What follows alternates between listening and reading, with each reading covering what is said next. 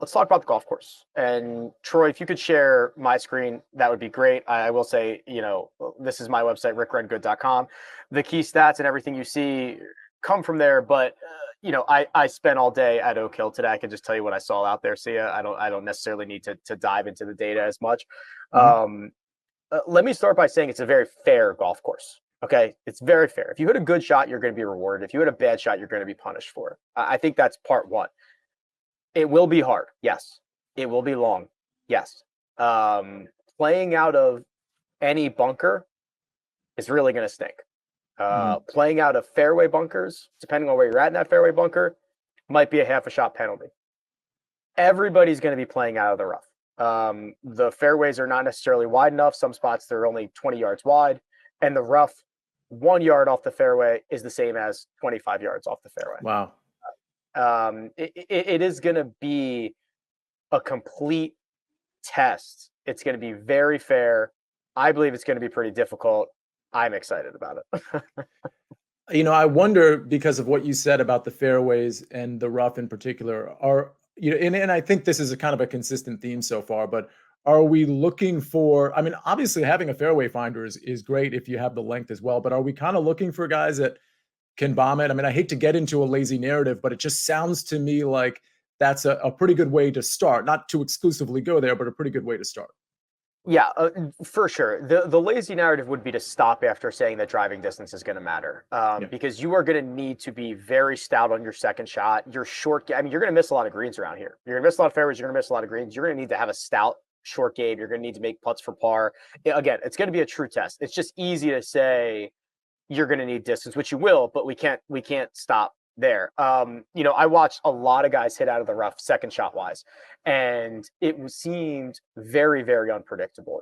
There were most guys that I saw left the shot significantly short. They kind of just whiffed it. It was not jumping out of the rough in the way that they thought they would. It was obviously then not coming out with any spin.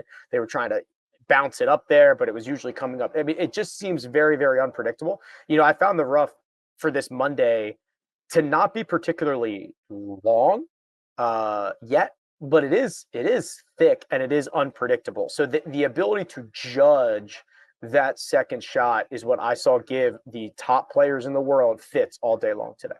Yeah, and I think just based on what you said and just kind of knowing the dynamic here at Oak Hill, I mean, one thing I kind of say this almost every show as far as global stats. I like to look at weighted tee to green, weighted in particular, but tee to green, I think that's going to matter here quite a bit. Off the tee, obviously, distance you're going to want to look at, and then approach as well. I'm kind of looking at all of those from a weighted standpoint, but I think the weighted tee to green certainly integrates some of that the ARG that we're going to probably be leaning on a little bit. I usually, just so everybody knows, I usually kind of have that a little lesser in my DFS analysis than maybe some people, even at courses where it's going to be required, because I think ARG lends itself to a certain bit of randomness.